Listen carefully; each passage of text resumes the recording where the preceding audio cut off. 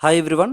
Welcome to Balu IQ online classes. ఈ వీడియోలో మనం డిస్కస్ చేయబోయే టాపిక్ ఏంటండి అంటే మే 31కి సంబంధించినటువంటి ఇంపార్టెంట్ కరెంట్ అఫైర్స్ ఎంసీక్యూస్ని డిస్కస్ చేసుకుందామండి. సో మీ అందరికీ తెలిసిన మనం రెగ్యులర్గా కరెంట్ అఫైర్స్ అయితే మనం డైలీ మార్నింగ్ 9:30కి మనం పెట్టడం జరుగుతుందండి. ఈవినింగ్ సెక్షన్ వచ్చేసి మీకు ఏదైనా జనరల్ స్టడీస్ సబ్జెక్ట్ రిలేటెడ్ అయితే కంటెంట్ అయితే ప్రొవైడ్ చేయడం జరుగుతుంది.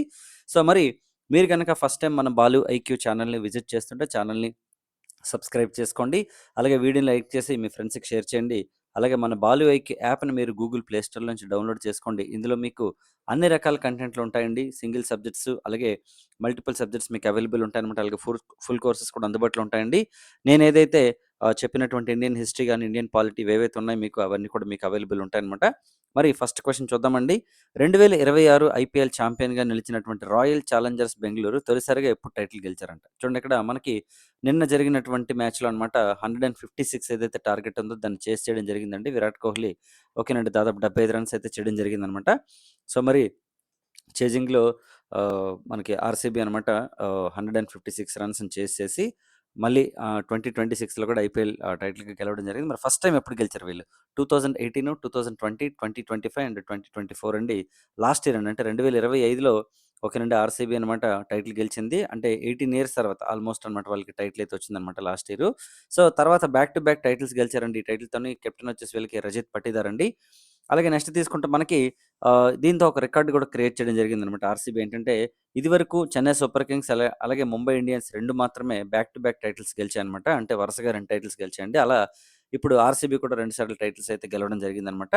అలాగే మనకి టోటల్‌గా తీసుకుంటే రన్నర్ అప్‌గా గుజరాత్ ఉంది.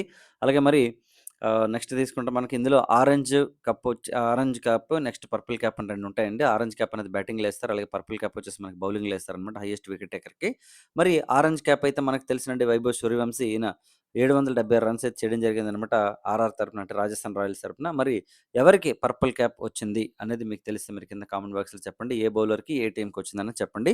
సో నెక్స్ట్ క్వెషన్ చూద్దామండి. సిద్ధరామయ్య రాజీనామా తర్వాత కర్ణాటక రాష్ట్రం యొక్క తదుపరి ముఖ్యమంత్రిగా ఎవరు బాధ్యతలు చేపట్టనున్నారు? మోస్ట్‌లీ మనకు జూన్ 3వ తేదీననమాట ఓకే. ముఖ్యమంత్రిగా ప్రమాణ స్వీకారం చేసే అవకాశం ఉందనమాట ఈయన. మరి ఆప్షన్స్ చూద్దాం. జి. పరమేశ్వరన్, డీకే శివకుమార్, మల్లికార్జున్ ఖర్గే అండ్ హెచ్‌కే పాటిల్ అండి. ఆన్సర్ వచ్చేసి మనకి డీకే శివకుమార్ అండి. సో డీకే శివకుమార్ వచ్చేసి కర్ణాటక ముఖ్యమంత్రిగా ఉన్నటువంటి ప్రెజెంట్ సిద్ధరామయ్య గారు అంటే రాజీనామా చేశారు. అంటే ప్రెజెంట్ ఏంటంటే మనకు ఆపద్ధర్మ ముఖ్యమంత్రిగా ఉంటున్నారనమాట. మే 28, 2020 తను రాజీనామా చేశారు. అండ్ అనంతరం కాంగ్రెస్ సభాపక్షం అంటే మనకి సీఎల్‌పీ అంటారనమాట. లెజిస్లేచర్ ప్రొసీజర్‌కి సంబంధించి అనమాట. డీకే శివకుమార్‌ని ఎన్నుకున్నారండి. జూన్ 3న ఓకేనండి. ప్రమాణ స్వీకారం అయితే చేయనున్నారు కర్ణాటకకి. మరి నెక్స్ట్ క్వెషన్ చూద్దామండి. జస్టిస్ బివి నాగరత్నను సుప్రీంకోర్టు లీగల్ సర్వీసెస్ కమిటీ చైర్పర్సన్‌గా నియమించారు. మనందరికీ తెలుసును. మనం చెప్పుకున్నాం 2027లో ఓకేనండి. జస్టిస్ నాగరత్న గారనమాట first women chief justice of India అవ్వచ్చనమాట. 36 డేస్ మాత్రం ఉంటారండి. మరి ప్రెజెంట్ తీసుకుంటే జస్టిస్ బివి నాగరత్నను సుప్రీంకోర్టు లీగల్ సర్వీసెస్ కమిటీ చైర్పర్సన్‌గా నియమించారు. బివి నాగరత్న ప్రస్తుతం న్యాయమూర్తుల సీనియారిటీ క్రమంలో రెండో పొజిషన్‌లో ఉన్నారంట. సీనియారిటీలో మూడో స్థానంలో ఉన్న న్యాయమూర్తి ఓకేనండి. ఎస్సీ, ఎల్ఎస్సీ చైర్మన్ అంటే మనకి సుప్రీంకోర్టు లీగల్ సర్వీసెస్ చైర్పర్సన్‌గా ఉంటారంట. సో వాస్తవానికి ఏవి కరెక్ట్ అంటే మనకి రెండో పొజిషన్ అయితే కరెక్ట్ కాదండి. ఎందుకంటే థర్డ్ పొజిషన్‌లో ఉన్న వాళ్ళకి మాత్రం ఇస్తారని చెప్పేసి ఇచ్చారు కాబట్టి రెండిట్లో ఒకటి స్టేట్‌మెంట్ అవుతుంది. కాబట్టి ఆన్సర్ వచ్చేసి మనకి ఫస్ట్‌ది కరెక్టు అండ్ అలాగే థర్డ్ వన్ కరెక్ట్ అనమాట. సెకండ్ వన్ వచ్చేసి రాంగ్ అండ్ ఆన్సర్ వచ్చేసి మనకి సి అండి. ఒకసారి చూద్దామండి. Okay. Justice BV Nagarathna SC, ఎల్ఎస్సీగా నియమించారండి. ప్రెజెంట్ వచ్చేసి నాలుగో పొజిషన్‌లో ఉన్నారండి. ఓకేనండి. ప్రస్తుతం అయితే నాలుగో పొజిషన్‌లో ఉన్నారనమాట. మరిక్కడ తీసుకుంటే ఓకే. అంటే యాక్చువల్లీ ఏంటంటే రెండో పొజిషన్ అని ఇచ్చాం కదా స్టేట్‌మెంట్. మూడో పొజిషన్‌లో ఉన్న వాళ్ళకి వస్తారనమాట. ప్రెజెంట్ 4లో ఉన్నారండి.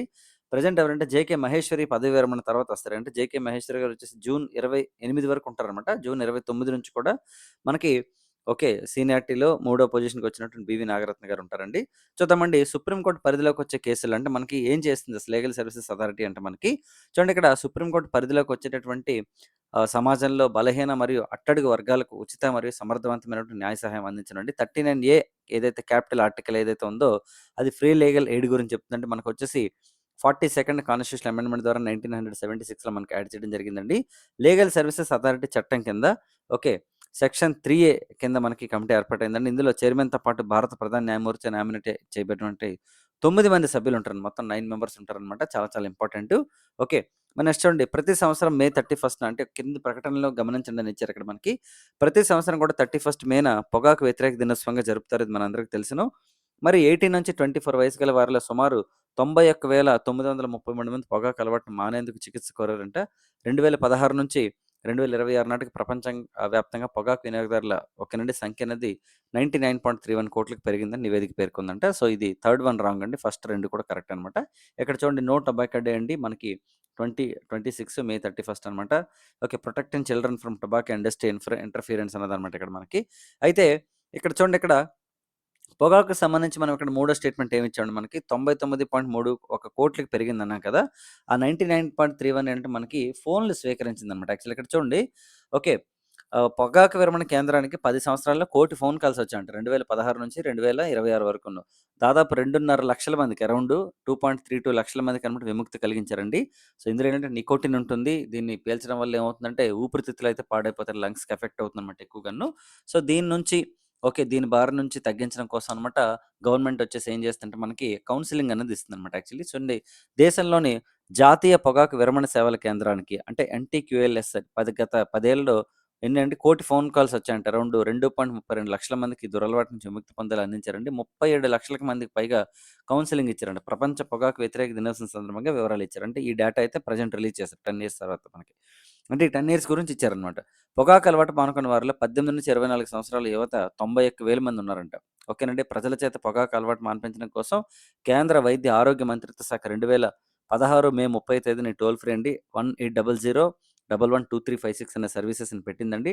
ఇది ఢిల్లీ మనకి యూనివర్సిటీలో సర్దార్ వల్లభాయ్ పటేల్ చెస్ట్ ఇన్‌స్టిట్యూట్ ఆధ్వర్యంలో నడుస్తుందనమాట. ఈ కేంద్రం పరిధిలో ఇంటరాక్టివ్ వాయిస్ రెస్పాన్స్ అంటే ఐవీఆర్ ఉంటుందండి. ఐవీఆర్ అంటే తెలుసు కదా మనకి ఐవీఆర్ఎస్ కాల్స్ ఉంటాయి కదా మనకి.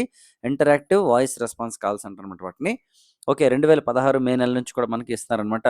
అయితే 2026లో సో, భారత్‌లో మనకి 26.70 కోట్ల మంది పొగాకు వినియోగదారులు అంటే సిగరెట్ కాల్చేవాళ్ళు ఉన్నారనమాట యాక్చువల్లీ. సిగరెట్టు రకరకాలుగా. మనది ప్రపంచంలో రెండో స్థానం ఉందండి ప్రపంచంలో. ఓకే. సో, మనకి ఇవన్నీ మనకి చాలా ఇంపార్టెంట్ అండి. సో, కాబట్టి మనకి ఫస్ట్ 2 స్టేట్మెంట్‌లు కరెక్ట్. మరొకసారి చూద్దామండి. ఈ పొగాకు మహమ్మారి మరియు దాని యొక్క వలన కలిగే నివారించదగిన వ్యాధులపై ప్రపంచ దృష్టిని ఆకర్షించడం కోసం ప్రతి సంవత్సరం మే 31న దీన్ని పాటిస్తారండి. డబ్ల్యూహెచ్ఓ యాక్చువల్లీ గైడ్‌లైన్స్ ఇచ్చిందనమాట. World health organisation. అయితే వాస్తవానికి ఫస్ట్ 1987లో స్టార్ట్ చేశారండి దీన్ని. కానీ తర్వాత ఏమనుకున్నారంటే 1988 ఏప్రిల్ 7థ్ నుంచి మనం చేద్దాం అనుకున్నారు. కాకపోతే ఆ రోజు మనం ఆల్రెడీ ప్రపంచ ఆరోగ్య దినోత్సవంగా చేస్తున్నాం కదా! వరల్డ్ హెల్త్ డేగా చేస్తున్నాం కదా! అయితే 1988లో మరో కొత్త తీర్మానాన్ని ఆమోదించి దీన్ని మే 31కి అయితే చేంజ్ చేశారన్నమాట. వెరీ వెరీ ఇంపార్టెంట్ అండి. మరొకసారి మనం అబ్జర్వ్ చేసినట్లయితే మనకు కూడా ఆర్టికల్ 47 ఆఫ్ ద కాన్స్టిట్యూషన్ ఏం చెప్తుందంటే మనకి ఓకే. ఆహ్ ప్రొహిబిషన్ ఆఫ్ డ్రగ్స్ అని చెప్తానమాట. ప్రొహిబిషన్ ఆఫ్ డ్రగ్స్ అంటే మనకి ఏదైతే మనకి టాక్సిక్ ఏవైతే ఉంటాయో వాటిని నియంత్రించడం అనమాట. అందులో పొగాకు కూడా వస్తుందనమాట. కొన్ని చాలా రాష్ట్రాల్లో మనకి చేయడం జరిగింది. పొగాకు గాని, మద్యపానం గాని ఇవన్నీ కూడా. సో, చాలా చాలా ఇంపార్టెంటు. మన నెక్స్ట్ చూద్దాండి. ప్రస్తుత భారతదేశ చీఫ్ ఆఫ్ డిఫెన్స్ స్టాఫ్ ఎవరంటే సీడీఎస్ అండి. సీడీఎస్ ఏంటంటే మనకి ఫస్ట్ మనకి ఓకే. సీడీఎస్ ఏంటి జనరల్‌గా మనకి భారతదేశంలో ఉన్నటువంటి ఆర్మీ, నేవీ, ఎయిర్ ఫోర్స్ 3 ఉంటాయి కదా! సో, ఈ మూడిటిని కూడా మనకి ఓకే. కమ్యూనికేట్ చేయడం గాని, లేదంటే ప్రెసిడెంట్ ఆఫ్ ఇండియాకి సపోర్ట్‌గా ఉండడం గాని సంబంధించిందనమాట సీడీఎస్ అనేది మనకి చీఫ్ ఆఫ్ డిఫెన్స్ స్టాఫ్ అండి. మరి ఎవరున్నారు ప్రెజెంట్? ఎందుకంటే ప్రెజెంట్ ఉన్న వాళ్ళనమాట అంటే రిటైర్మెంట్ అయిపోయిందనమాట. రిటైర్మెంట్ అయిపోయింది. కొత్త వాళ్ళు కూడా అపాయింట్ అవ్వడం జరిగింది. ఆప్షన్స్ చూద్దాం. General Anil Chauhan, lieutenant general NS Raja Subramani, general Manoj Pande and air chief marshal Amarpreet Singh అని ఆన్సర్ వచ్చేసి మనకి లెఫ్టినెంట్ జనరల్ ఎన్ఎస్ రాజా సుబ్రమణ్యం అండి. ప్రెజెంట్ ఉన్నటువంటి సీడీఎస్ ఎవరైతే ఉన్నారో అనిల్ చౌహాన్ గారు అయితే రిటైర్ అవ్వడం జరిగిందనమాట. ఒకసారి చూద్దాం ఇక్కడ చూడండి కొత్త డిఫెన్స్ చీఫ్‌గా మనకి ఎన్ రాజా సుబ్రమణి. చూడండి లెఫ్టినెంట్ జనరల్ సుబ్రమణి అనమాట మనకి.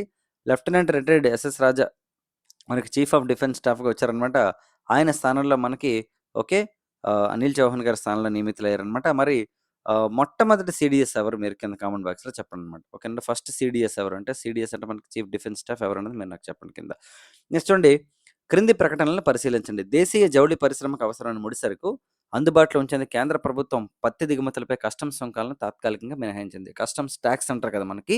ఈ కస్టమ్స్ టాక్స్‌ని అనమాట లేకుండా చేశారనమాట. ఎవరైతే కాటన్‌కి సంబంధించిన వాళ్ళు ఉంటారో, కాటన్ ఉత్పత్తి ఏవైతే ఉంటుందో, కాటన్ మనం ఏవైతే అంటే ఇప్పుడు చూడండి జౌళి దిగుమతులు అంటే అర్థం ఏంటి మనకి జనరల్‌గా తీసుకుంటే వస్త్రాలకు సంబంధించింది. సో, అలా పత్తి ఏదైతే ఉంటుందో దాని మీద కస్టమ్స్ సుంకం తీసింది. ఏది మనం దిగుమతి చేసుకుంటాం కదా! ఇంపోర్ట్స్ మీద అనమాట. ఇది ఎప్పటి నుంచి ఎప్పటి వరకు ఇచ్చారంటే 1 జూన్ నుంచి 30థ్ అక్టోబర్ వరకు ఇచ్చారనమాట. దీనివల్ల దేశీయ పత్తి రైతుల యొక్క ప్రయోజనాలను పూర్తిగా పక్కన పెట్టినట్టు అని కేంద్ర ప్రభుత్వం ఇది రాంగ్ ఆన్సర్ అనమాట. దేశీయ పత్తి రైతుల ప్రయోజనాలకు సంబంధం లేకుండా జనరల్‌గా ఏంటంటే దిగుమతి ఎవరైతే చేసుకుంటున్నారో వాళ్ళకి కస్టమ్స్ టాక్స్‌ని మినహాయించారనమాట యాక్చువల్లీ. సో, ఫస్ట్ 1, 2 కరెక్ట్ అనమాట. ఇక్కడ తీసుకుంటే మనకి ఓకేనండి. 1, 2 కరెక్ట్. నెక్స్ట్ చూడండి ఇక్కడ ఓకే.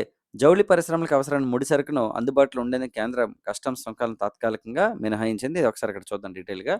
మరి జూన్ 1 నుంచి అక్టోబర్ 31 వరకు పత్తి దిగుమతిపై అన్ని కస్టమ్స్ సుంకాలను తాత్కాలికంగా మినహాయించినట్లు చేశారండి. శనివారం ఇందుకు సంబంధించిన నోటిఫికేషన్ ఇష్యూ చేశారు. ఈ సుంకాల మినహాయింపు కారణంగా జౌళి మరియు వస్త్ర పరిశ్రమకు అవసరమయ్యే ముడి సరుకు యొక్క వ్యయం తగ్గుతుంది. ఎందుకంటే ఎప్పుడైతే మనకి రా మెటీరియల్స్ యొక్క కాస్ట్ తగ్గుతుందో ఆటోమేటిక్‌గా అవుట్‌పుట్‌లో వచ్చినటువంటి ప్రొడక్ట్స్ తాలూకా వాల్యూ కూడా తగ్గుతుందనమాట. అంటే ప్రైస్ కూడా తగ్గుతుందనమాట. దానివల్ల కస్టమర్‌లకి బెనిఫిట్ అవుతుంది. మళ్ళీ దీన్ని వేరే దేశాలకు ఎక్స్‌పోర్ట్ చేస్తారు. అంటే పత్తిని తెచ్చుకుంటారు రా మెటీరియల్‌ని. అది తయారు చేస్తే ప్రొడక్ట్‌లు మళ్ళీ ఎక్స్‌పోర్ట్ చేస్తారు యాక్చువల్లీ. చాలా దేశాలు చేస్తాయి ఇలాగ మనకి. అయితే ఇప్పుడేంటంటే ఓకే. కస్టమ్స్ సుంకాన్ని మినహాయించడం వల్ల ఏమవుతుందంటే భూమి అనేది తయారవుతుందనమాట ఇందులో. దేశీయ పత్తి రైతుల ప్రయోజనాల దృష్టిలో ఉంచుకొని కొంతకాలం మాత్రం ఎందుకంటే ఫుల్ ఫ్లెడ్జ్డ్‌గా ఇస్తే అక్కడ లోకల్‌లో తయారు చేసే వాళ్ళకి ఇబ్బంది కాబట్టి కొంతకాలానికి మాత్రం ఇచ్చారు. మనం ఆప్షన్‌లో ఏమి ఇచ్చామంటే పూర్తిగా విస్మరించారని ఇచ్చాం ఆప్షన్‌లను. దీనివల్ల తయారీదారులకి, వినియోగదారులకు ఉపశమనం లభిస్తుందని పేర్కొన్నారు. చిన్న మరియు మధ్య తరహా జౌళి పరిశ్రమకు అవసరమైన పత్తి మార్కెట్‌లో అందుబాటులో ఉంటుందని వెల్లడించారు. మరి పరిశ్రమ సంఘాలు కూడా ఒకే నిర్ణయాన్ని స్వాగతించాయండి.